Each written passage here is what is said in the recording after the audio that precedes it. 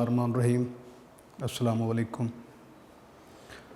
बच्चों, उम्मीद है कि इंशाअल्लाह आप अल्लाह के फ़ज़ल व करम से बाखैरियत होंगे और पूरी तवज्जो और लगन के साथ आप अपने ऑनलाइन लेक्चर को सुन रहे होंगे और उसे तैयार भी कर रहे होंगे। मेरा नाम मोहम्मद इकबाल है और मैं अदारे में इकोनॉमिक्स पढ़ाता हूँ। बच्चे, ऑनलाइन क्लासेस में हमने इकोनॉमिक्स का जो सिलेबस अब तक हमने मुकम्मल कर लिया है उसमें 3 चैप्टर्स हो गए हैं national income, equilibrium of national income, theory of money. ये 3 हमने मुकम्मल कर लिए हैं और उसके बाद नेक्स्ट हमारा जो चैप्टर है क्वांटिटी थ्योरी ऑफ मनी और वैल्यू ऑफ मनी, ज़र की कदर या कदर ज़र, ये हमारा टॉपिक चल रहा था कि कदर ज़र ये हमने शुरू किया हुआ था और इसमें आपको बताया था कि इस चैप्टर में हमने 2 आर्टिकल पढ़ने हैं। एक है quantity theory of money QTM, QTM के बाद हम पढ़ेंगे इन्फ्लेशन, कायदे of inflation, forms of inflation और बैड इफ़ेक्ट ऑफ इन्फ्लेशन और सोल्यूशन ऑफ इन्फ्लेशन, जिस पे हम बात करेंगे।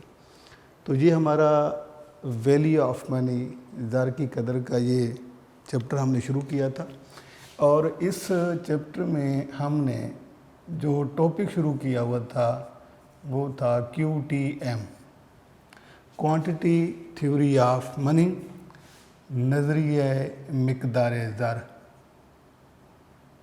ये हमारा वो टॉपिक है कि जो हमने लास्ट लेक्चर में से शुरू किया था। नज़रिया मिक़दार ज़र ये हमने शुरू किया था और इस नज़रिया मिक़दार ज़र के का बैकग्राउंड, इसकी बेसिक एलिमेंट्स आपको बताए थे और वो ये हैं बेटा कि हम इस QTM जो है हमारा, बुनियादी तौर पर QTM जो है ये 3 एलिमेंट के रिलेशन को कहा जाता है कि एक है supply of money, supply of money, ज़र की रसद या ज़र की मिक़दार, इसके 2 नाम हैं। इसे ज़र की रसद भी कहा जाता है और इसे ज़र की मिक़दार भी लिखते हैं। एक ये और दूसरा प्राइसेस यानी कीमतें, और तीसरा हमने बात की थी कि वैल्यू ऑफ मनी, ज़र की कदर या कदरे ज़र, ये हमने बात की थी। बेटे, इन तीनों यानी कि सप्लाई ऑफ मनी और प्राइसेस और ये वैल्यू ऑफ मनी, ये वो 3 एलिमेंट्स हैं जो हमने इस QTM में पढ़ने हैं। लास्ट लेक्चर में भी आपको इसका थोड़ा सा इंट्रोडक्शन मैंने दिया था कि सप्लाई ऑफ मनी का मतलब होता है कि total amount of money in a country in a given period of time, किसी ख़ास वक्त में किसी मुल्क में ज़र की मजमूई मिक़दार को ज़र की रसद, सप्लाई ऑफ मनी कहा जाता है। इसको क्वांटिटी ऑफ मनी भी लिखते हैं हम लोग। और इसमें जब हम बात करते हैं कि टोटल अमाउंट ऑफ मनी इसका मतलब है हर तरह का ज़र इसमें आता है, चाहे वो ज़र कॉइन्स हों, मेटेलिक मनी हो, करेंसी नोट हों, पेपर मनी हो, चेक वगैरह, credit money, price bond, gold, government securities, इनके इन शॉर्ट के all types of money are included in supply of money, या total amount of money in a country in a given period of time is called supply of money और quantity of money. अब ये supply of money और prices are the amount that are paid to purchase something. किसी चीज़ को ख़रीदने के लिए जो अमाउंट हम पे करते हैं उस अमाउंट को कीमत कहा जाता है, प्राइस कहा जाता है, उसे पी से ज़ाहिर किया जाता है। इसके बाद वैल्यू ऑफ मनी, ज़र की कदर। इस वैल्यू ऑफ मनी को परचेजिंग पावर ऑफ मनी भी कहा जाता है। रेसिप्रोकल ऑफ प्राइस भी होता है 1/p। तो परचेजिंग पावर ऑफ मनी के ज़र की मखसूस मकदार के बदले, यानी जो क्वांटिटी हम परचेज़ कर सकते हैं उसे ज़र की कदर कहा जाता है। हम जो क्वांटिटी ऑफ मनी पे करते हैं उसके अगेंस्ट किसी कमोडिटी की जो क्वांटिटी, जो अमाउंट हम रिसीव कर रहे होते हैं उसे वैल्यू ऑफ मनी कहा जाता है। तो इनका रिलेशन लास्ट टाइम भी आपको बताया था कि सप्लाई ऑफ मनी और प्राइसेस में रिलेशन होता है डायरेक्ट, यानी इसमें मुस्बित ताल्लुक़ होता है और प्राइसेस और वैल्यू ऑफ मनी में होता है इनवर्स, या उसे आप नेगेटिव भी कह सकते हैं। इसका मतलब यह है बेटे कि सप्लाई ऑफ मनी जिस डायरेक्शन में मूव करेगी, प्राइसेस की मूवमेंट डायरेक्शन वही होगी। I mean supply of money, इसका दूसरा नाम है क्वांटिटी ऑफ मनी। अगर जो सप्लाई ऑफ मनी इंक्रीज़ करेगी तो प्राइसेस उसको पॉजिटिवली फॉलो करेंगी, तो प्राइसेस भी हाई हो जाती हैं। और सप्लाई ऑफ मनी कम होगी तो प्राइसेस भी कम हो जाएंगी। अब इन दोनों के दरमियान रिलेशन या जो फंक्शन बनता है वो इंक्रीजिंग फंक्शन है, यानी प्राइस के सप्लाई ऑफ मनी के बढ़ने से प्राइसेस बढ़ रही हैं और सप्लाई ऑफ मनी के कम होने से प्राइसेस कम हो रहे हैं। अब प्राइसेस और वैल्यू ऑफ मनी में इनवर्स रिलेशन होता है।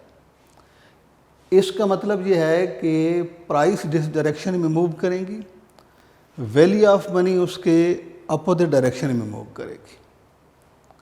प्राइसेस के बढ़ने से वैल्यू ऑफ मनी कम हो जाती है और प्राइसेस के कम होने से वैल्यू ऑफ मनी ज़्यादा हो जाती है। तो ये बात हमने अपने लास्ट लेक्चर में पढ़ी थी। अगर आप इन तीनों को एक ही वक्त में देखें, सप्लाई ऑफ मनी इंक्रीज़ करेगी, प्राइसेस इंक्रीज़ करेंगी, लेकिन वैल्यू ऑफ मनी फॉल करेगी।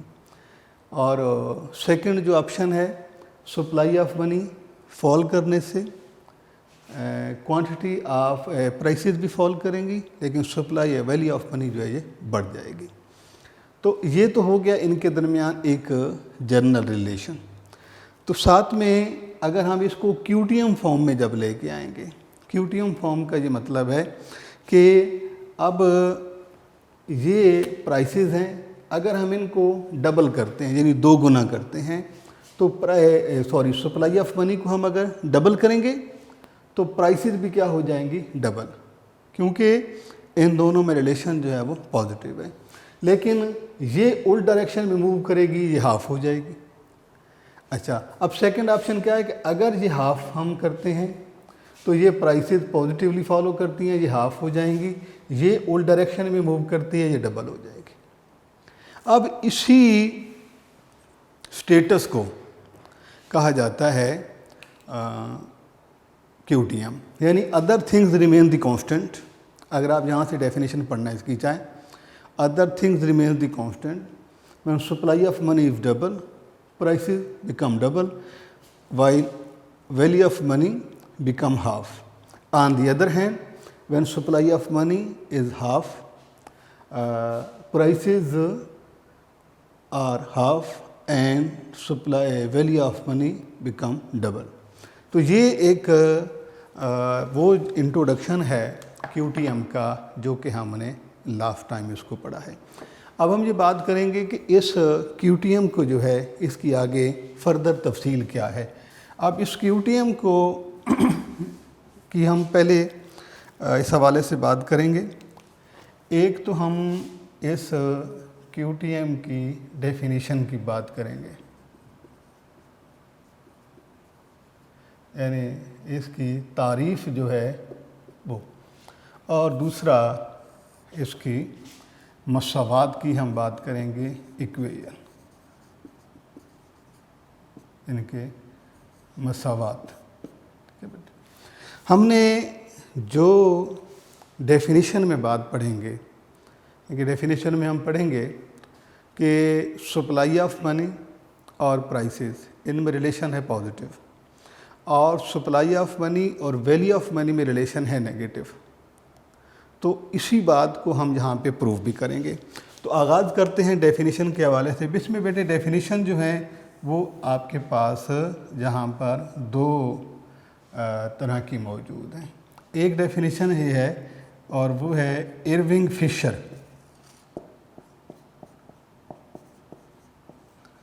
ये एक तो आप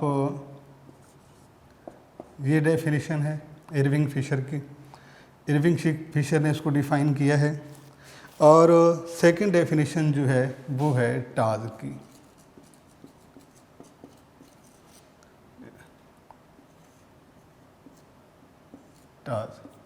अब आप चाहें तो ये डेफिनेशन आप भी अपने पेपर में लिख सकते हैं, ये भी आप लिख सकते हैं इस पे, यानी कि ये अब आप पे आप दोनों डेफिनेशन पढ़ेंगे।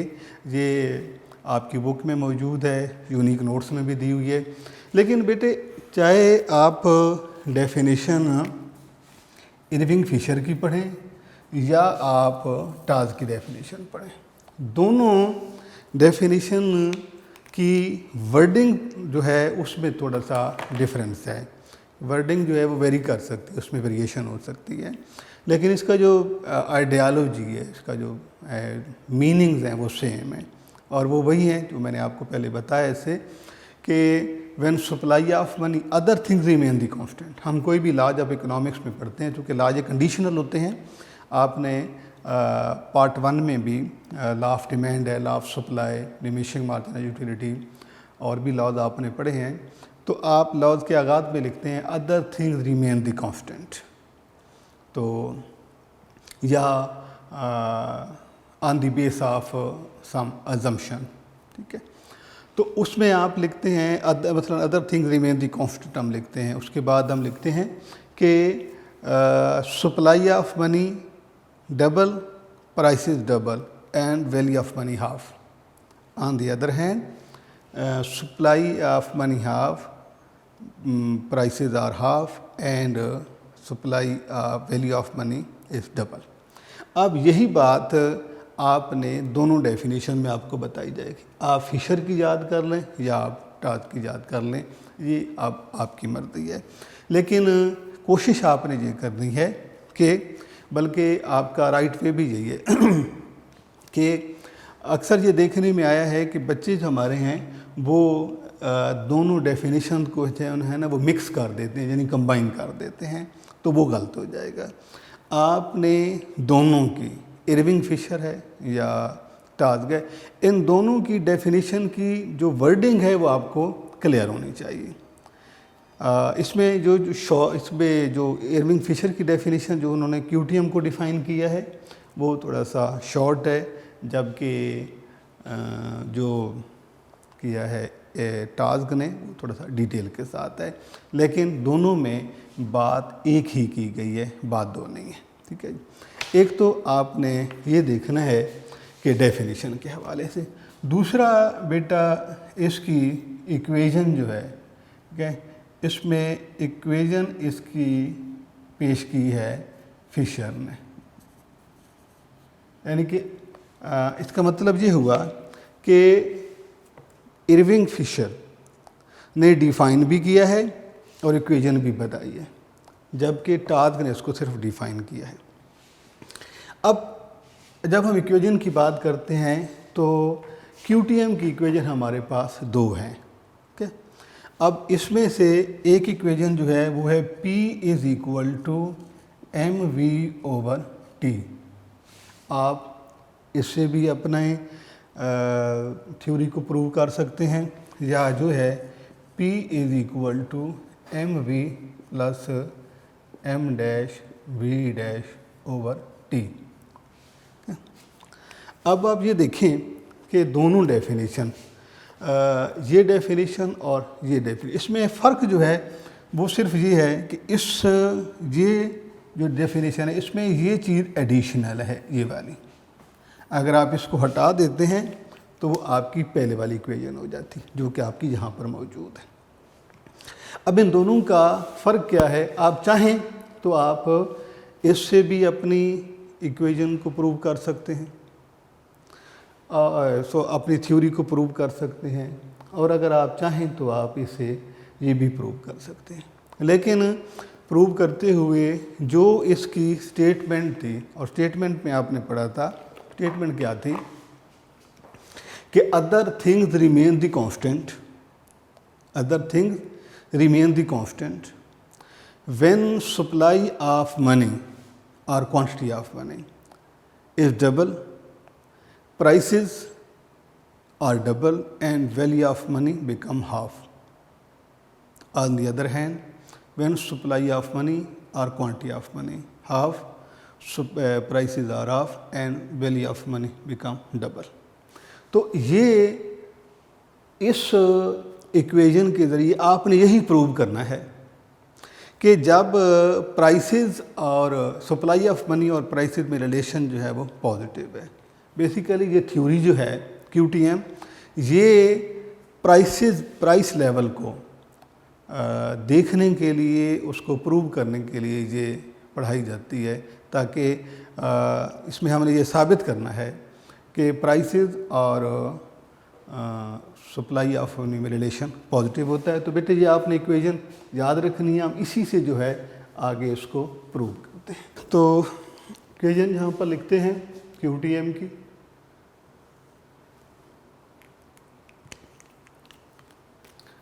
हमने प्रूव करना है क्वांटिटी थ्योरी ऑफ मनी को, और इसमें हम इक्वेशन जो जिसके ज़रिए हम इसको प्रूव करेंगे वो है P is equal to mv plus m-v-t।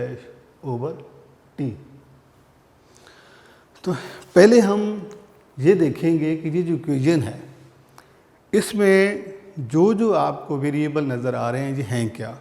सबसे पहले तो हम इस पे बात करेंगे। तो इसमें जो पहला है बेटे ये है P। P का मतलब है जनरल प्राइस लेवल, ठीक है जी, कीमतों का मेयार। ये P लिखा जाता है किसके लिए? कीमतों का मेयार। इसमें हम कीमतों की बात करेंगे कि कीमतें क्या हैं। यानी ये P जो है ये क्या है? ये है जनरल प्राइस लेवल, या सिंपल आप PB से लिख सकते हैं। दूसरा है बेटा जहाँ पर, और वो है M। M है quantity of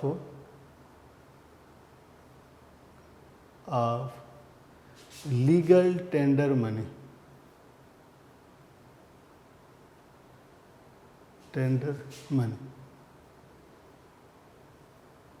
quantity of legal tender money. और ये है कानूनी ज़र की मिकदार, कानूनी ज़र की मिकदार। दो बातें हो गई, ये हो गई। उसके बाद है V।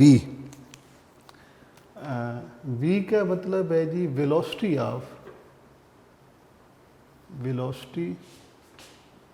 Of circulation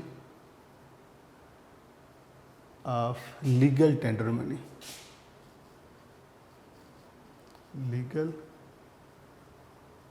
tender money. Okay, M आपने लिखा है quantity of legal tender money ये, और ये है velocity of circulation of legal tender money, ये कानूनी ज़र की मिकदार, और फिर है कानूनी ज़र की रफ्तार गर्दिश,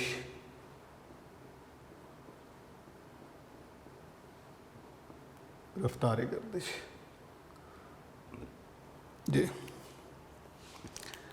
इसके बाद ये हो गया, उसके बाद एम डैश है।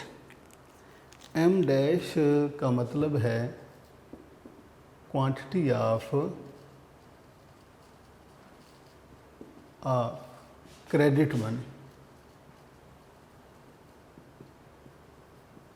क्वांटिटी ऑफ क्रेडिट मनी, और ये है एम है कानूनी ज़र की मिकदार, quantity of legal tender money, जबकि एम डैश जो है ये है क्वांटिटी ऑफ क्रेडिट मनी, एतबारी ज़र की मिकदार, एतबारी ज़र की मिकदार। उसके बाद है ये हो गया एम डैश कानूनी क्वांटिटी ऑफ क्रेडिट मनी। उसके बाद ये है वी डैश, तो वी डैश है velocity of circulation of credit money.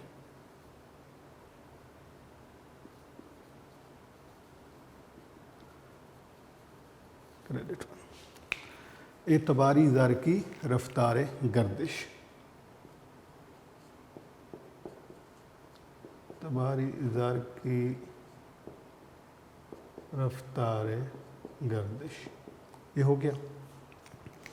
तो अब ये हो गया। उसके बाद टी जो है टी ये है volume of transaction,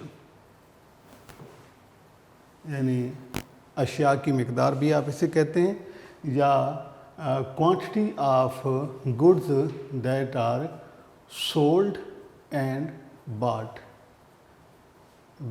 bye money, आप इसको यूँ भी लिख सकते हैं। तो ये बेटा हमारे पास ये जो आप हमने लिखी हैं, ये आपको सिर्फ बताया है कि इस इक्वेशन में क्या है। सबसे पहले क्या है, पी जनरल प्राइस लेवल, तो ये तो हमने फाइंड आउट करना है, हमने थ्योरी में इसी को मालूम करना है। उसके बाद एम है, ये पी हो गया, उसके बाद ये एम है। एम क्या लिखा है हमने, quantity of legal tender money, कानूनी ज़र की मिकदार। उसके बाद जो वी है, ये है velocity of circulation of legal tender money. तो ये आपको बताना ज़रूरी है कि हम रफ्तार गर्दिश का मतलब क्या लेते हैं। इसका मतलब ये होता है कि नंबर ऑफ सर्कुलेट, यानी circulation ratio of money, particular money during 1 year, कि एक साल में ज़र की मखसूस मिकदार जितनी बार सर्कुलेट करती है या जितनी बार बिजनेस में यूज़ होती है, उसे velocity of circulation of money कहा जाता है। तो इसका मतलब है ये होगी क्वांटिटी, और ये क्वांटिटी एक साल में जितनी बार बिजनेस में यूज़ होगी, जितने हाथ बदलेगी, और जितने हाथ बदलेगी, जितनी बार इस कारोबार में इस्तेमाल होगी। तो मसलन एक शख्स है, वो कुछ चीज़ ख़रीदता है, वो पे कर देता है, एक हाथ बदला, उसने आगे किसी को यूज़ कर लिया, फिर उसने आगे अपने, क्योंकि ये कारोबारी सरगर्मियाँ जारी रहती हैं, ये ख़रीदो फरोख्त का अमल जारी रहता है, लिहाजा पैसा भी जो होता है फिर उसी रफ्तार से उसमें इस्तेमाल होता रहता है। तो इसमें हमने देखना है कि कानूनी ज़र की मिकदार एक साल के अरसा में कितनी बार बिज़नेस में इस्तेमाल होती है। उसके बाद अगला पॉइंट है बेटा, ये है क्वांटिटी ऑफ क्रेडिट मनी के टोटल अमाउंट, क्रेडिट मनी की जो अमाउंट है उसमें हम इस पर बात करेंगे। और फिर क्रेडिट मनी की जो अमाउंट है वो एक साल में जितनी बार बिजनेस में यूज़ होगी उसे कहा जाएगा velocity of circulation of credit money. और ये आपके सामने लिखा है वॉल्यूम ऑफ ट्रांजैक्शन, अशियाओं खिदमात की मिकदार भी आप इसे लिख सकते हैं, अशियाओं खिदमात की मिकदार। ये वो पॉइंट हैं कि जो पहले हमने ये बताया कि इक्वेशन में है क्या। बेटे अगर आप इस क्यूटीएम पे अगर आप गौर करें, अभी हमने पढ़ा है, इसमें हमने बात की थी कि सप्लाई ऑफ मनी को अगर डबल कर दिया जाए, क्वांटिटी ऑफ मनी, तो इसमें आप ये देखें सप्लाई ऑफ मनी आपके पास है, एक ये एम सप्लाई ऑफ मनी है और दूसरा M dash supply of money. याद आपने ये रखना है कि जब आपने थ्योरी उसमें डेटा अज्यूम करना है तो आपके पास एक एम है सप्लाई ऑफ मनी और दूसरा क्या है, एम डैश है। आपने एम और एम डैश को ही डबल करना है, फिर इसी को आपने हाफ करना है। यानी कि थ्योरी में आपने क्या पढ़ा है, क्वांटिटी थ्योरी ऑफ मनी में, कि सप्लाई ऑफ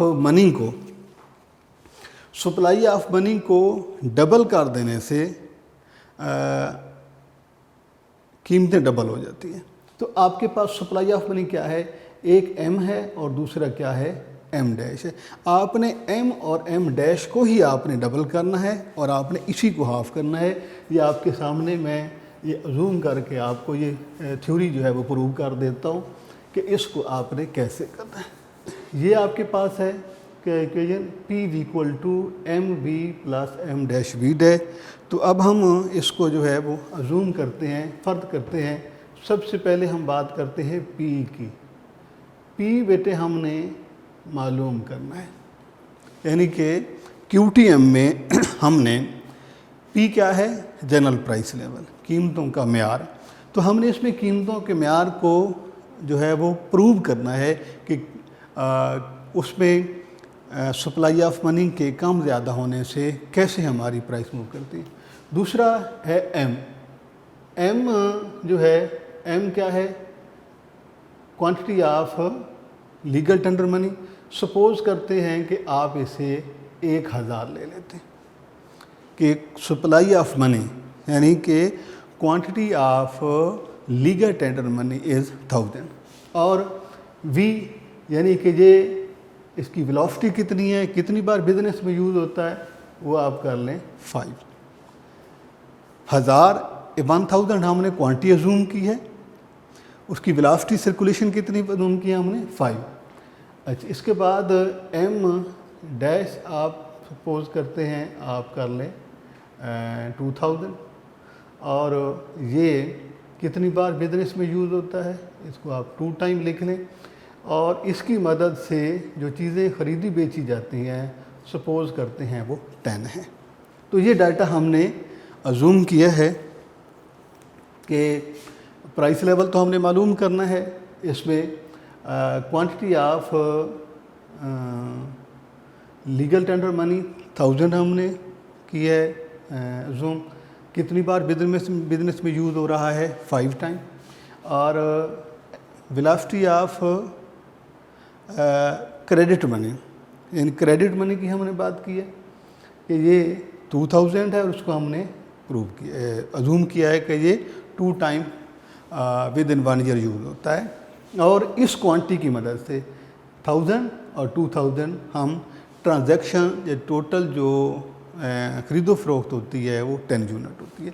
अब हम इसको इक्वेशन में प्रूव करते हैं। तो लिखेंगे आप बेटे जहाँ पर P is equal to M B plus M dash B dash over T.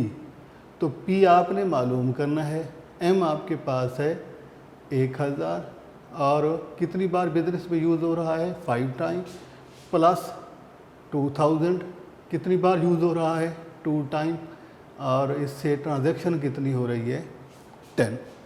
तो P इज इक्वल टू हो जाएगा, ये हो जाएगा 5000 प्लस ये है 4000 over 10। P is equal to है ये आप 9000 ओवर 10। तो आप इस पे डिवाइड करेंगे तो ये आपके पास P यानी प्राइसेस हो जाएंगी 900। ये आपका जनरल प्राइस लेवल आ गया इस क्वांटिटी के होते हुए। अब आपने थ्योरी में क्या पढ़ा है कि आपने इसी सप्लाई ऑफ मनी को डबल करना है। तो सप्लाई ऑफ मनी बेटे आपके पास ये दो अमाउंट हैं, एक ये है और एक ये है, आपने इनको डबल करना है। अब हम अगला जब प्रूव करेंगे equation P is equal to M V plus M dash V dash over T. तो इसमें आप P m को आप डबल करेंगे। m पहले आपने लिया यहाँ पर 1000, अब आप लेंगे 2000, ठीक है। और 5 टाइम ये इसकी सर्कुलेशन है, प्लस में m डैश आपने यहाँ पे लिया है 2000। अब आप इसको डबल करेंगे तो ये हो जाएगा 4000, 2 टाइम यूज होता है over 10। P is equal to ये हो जाएगा 10,000 और ये प्लस हो जाएगा 8,000 over 10। P is equal to 18,000 over 10। तो अब यहाँ पर आप देखें कि आपका जो जनरल प्राइस लेवल आया है वो आया है 1800। ओके, अब ये है कि आपने जब इस सप्लाई ऑफ मनी को आपने डबल किया है तो आपकी प्राइसेस जो हैं वो 900 से हो गई हैं 1800, प्राइसेस डबल हो गई। इसके बाद अब अगला मरहला क्या है कि जैसे हमने जो पढ़ा है कि हम पहले इसको करेंगे हाफ, डबल किया, अब हम हाफ करके देखते हैं ये कि अगर इनको हाफ करते हैं P is equal to M V plus M dash V dash over T. अब आपने इसको क्या करना है, हाफ करना है, ठीक है जी।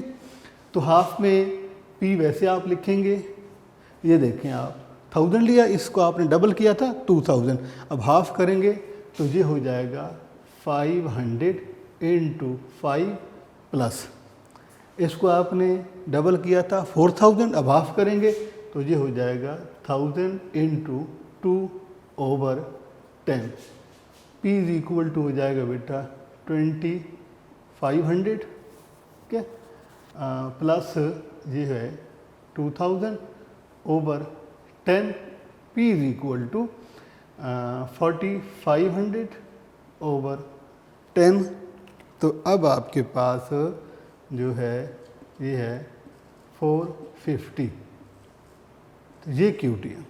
यहाँ पे प्राइसेस 900 आपने डबल किया तो ये हो गए 1800, फिर हाफ हो गई हैं 490। तो आपने क्या प्रूव करना है QTM में कि जब आप प्राइस लेवल यानी कि आप सप्लाई ऑफ मनी को, क्वांटिटी ऑफ मनी को जब डबल करेंगे तो प्राइसेस भी हो जाएंगी डबल, और जब आप सप्लाई ऑफ मनी को हाफ करेंगे तो प्राइसेस भी हाफ हो जाएंगी।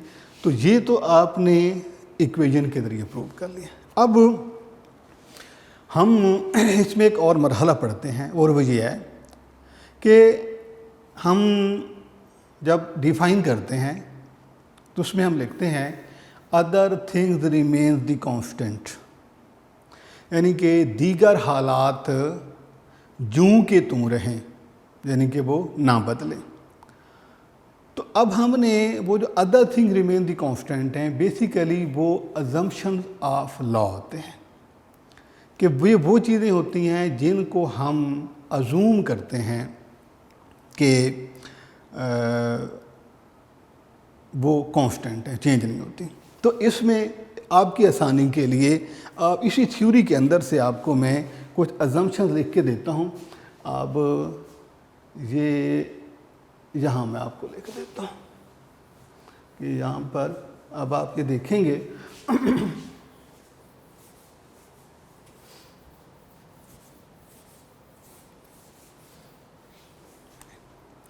अजम्पशन बेटे ये हैं कि हम जहाँ पर हेडिंग लिखेंगे अजम्पशन यानी मफरूज़ात, अब यहीं से आपने लिखने हैं। अब देखें आपके हमने ये लिखा है कि ये जो है अपना वी क्या है, वी इज़ कांस्टेंट। पूरी थ्योरी में हमने इस वी को चेंज नहीं किया, तो क्या है, यानी वेलोसिटी ऑफ, पहला पॉइंट आप लिख देंगे जहाँ पर कि velocity of circulation of legal tender money is constant, एक बात। दूसरा हमने ये जो वी लिखा हुआ है, वी डैश इज़ कांस्टेंट, इसको भी हमने पूरी उस प्रूफ में हमने इसको चेंज नहीं किया कि velocity of circulation of credit money is constant. तीसरा बेटा ये है कि टी यानी कि output level, T is constant या रिमेन सेम, ठीक है। एक तो आप यहाँ पे ये तीसरा पॉइंट ये हो गया। और उसके बाद ये है कि तीन ये हो गए। इसके बाद रेशो बिटवीन, यानी कि ratio between M and M dash remain same, ये चौथा पॉइंट आपने ये देखें। ये फोर के, ये जो फोर आपको लिख के दिए हैं मैंने अजम्पशन, ये इसी में से हमने लिए हैं। देखिए हमने v इज़ कांस्टेंट, पहला क्या है, इसको हमने इसमें चेंज नहीं किया, ठीक है। दूसरा क्या है, v डैश इज़ कांस्टेंट, इसको भी हमने चेंज नहीं किया। और ट्रांजैक्शन लेवल ये भी वही है। अब आप ये देखें कि रेशो बिटवीन m और m डैश, यानी कि जो रेशो जहाँ पर है ये 1000 और 2000 है, हमने जब डबल करना है तो इसी को डबल करना है, यानी कि 1000 को 2000 कर देना है, 2000 को 4 कर देना है। जो रेशो चल रही है ये यही रहेगी, यानी कि आपने आगे जाके को वैल्यू उसकी बदल देनी है। और जब आपने हाफ़ करना है तो इसी अमाउंट को आपने हाफ़ करना है। उसके बाद ये है कि ये फुल एम्प्लॉयमेंट लेवल थ्योरी है। तो ये बेटे आपका एक थ्योरी है QTM, नज़रिया मिक़दार ज़र। तो इसमें आपने इसको थोड़ा सा जो है वो समझे कि ज़रा मुहतात होकर पढ़ना है। और इसके पढ़ने में आपको कहीं पर भी कोई परेशानी दिक्कत होती है तो आप हमें कमेंट बॉक्स में बता सकते हैं। अल्लाह हाफ़िज़।